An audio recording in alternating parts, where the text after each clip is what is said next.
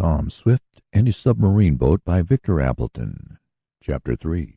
Mr. Berg is Astonished.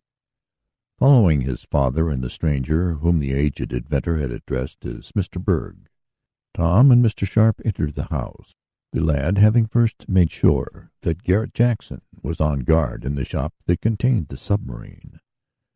"Now," said Mr. Swift to the newcomer, "I am at your service. What is it you wish?" "In the first place, let me apologize for having startled you and your friends," began the man. "I had no idea of sneaking into your workshop, but I had just arrived here, and seeing the doors open, I went in. I heard no one about, and I wandered to the back of the place. There I happened to stumble over a board." "And I heard you," interrupted Tom. "Is this one of your employees?" asked Mr. Berg in rather frigid tones. "That is my son," replied Mr. Swift. "Oh, I beg your pardon." The man's manner changed quickly. "Well, I guess you did hear me, young man. I didn't intend to bark my shins the way I did, either. You must have taken me for a burglar or a sneak thief." "I have been very much bothered by a gang of unscrupulous men," said Mr. Swift, "and I suppose Tom thought it was some of them sneaking around again." "That's what I did," added the lad. "I wasn't going to have anyone steal the secret of the submarine if I could help it." Quite right," exclaimed Mr. Berg. "But my purpose was an open one.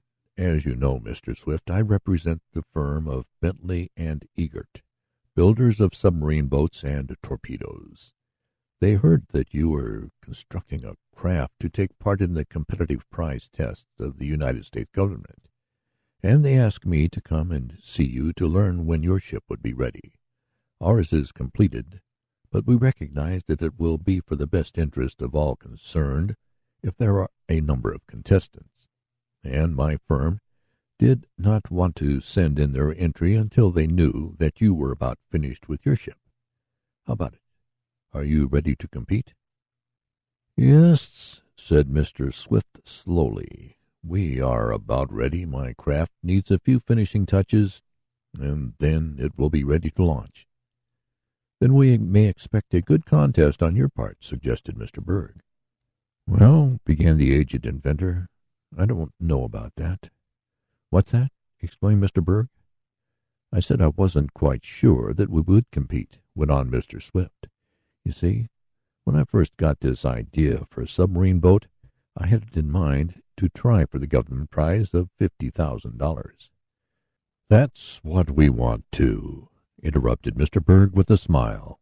"But," went on Tom's father, "since then certain matters have come up, and I think, on the whole, that we'll not compete for the prize after all." "Not compete for the prize?"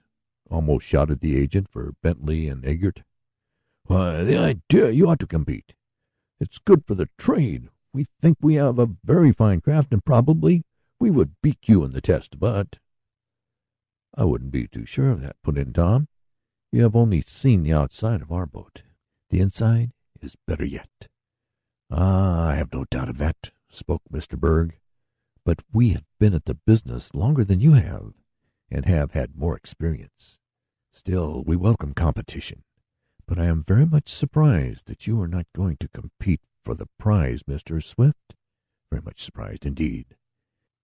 You see, I came down from Philadelphia to arrange so that we could both enter our ships at the same time. I understand there's another firm of submarine boat builders who are going to try for the prize, and I want to arrange a date that will be satisfactory to all. I'm greatly astonished that you are not going to compete." "Well, we were going to," said Mr. Swift. "Only we have changed our minds, that's all. My son and I have other plans." "May I ask what they are?" questioned Mr. Berg. "You may," exclaimed Tom quickly, "but I don't believe we can tell you. They're a secret," he added more cordially. "Oh, I see," retorted Mr. Berg. "Well, of course I don't wish to penetrate any of your secrets, but I hoped we could contest together for the government prize. It is worth trying for, I assure you. $50,000. Besides, there is the possibility of selling a number of submarines to the United States. It's a fine prize." "But the one we are after is a bigger one," cried Tom impetuously, and the moment he had spoken he wished he could recall the words. "Eh? What's that?" exclaimed Mr. Berg. "You don't mean to say another government has offered a larger prize? If I had known that I would not have let my firm enter into the competition for the bonus offered by the United States. Please tell me." "I'm sorry," went on Tom more soberly.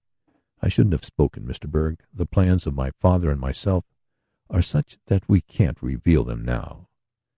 We are going to try for a prize, but not in competition with you. It's an entirely different matter." "Well, I guess you'll find that the firm of Bentley and Eagert are capable of trying for any prizes that are offered," boasted the agent. "We may be competitors yet." "I don't believe so," replied Mr. Swift. "We may," repeated Mr. Berg. "And if we do, please remember that we will show no mercy. Our boats are the best." "And may the best boat win," interjected Mr. Sharp. "That's all we ask. A fair field and no favors." "Of course," spoke the agent coldly. "Is this another son of yours?" he asked. "No, but a good friend," replied the aged inventor. "No, Mr. Berg, we won't compete this time. You may tell your firm so." "Very good," was the other's stiff reply. "Then I will bid you good night. We shall carry off the government prize, but permit me to add that I am very much astonished, very much indeed, that you do not try for the prize. From what I have seen of your submarine, you have a very good one, almost as good in some respects as ours. I bid you good night." And with a bow the man left the room and hurried away from the house. End of chapter.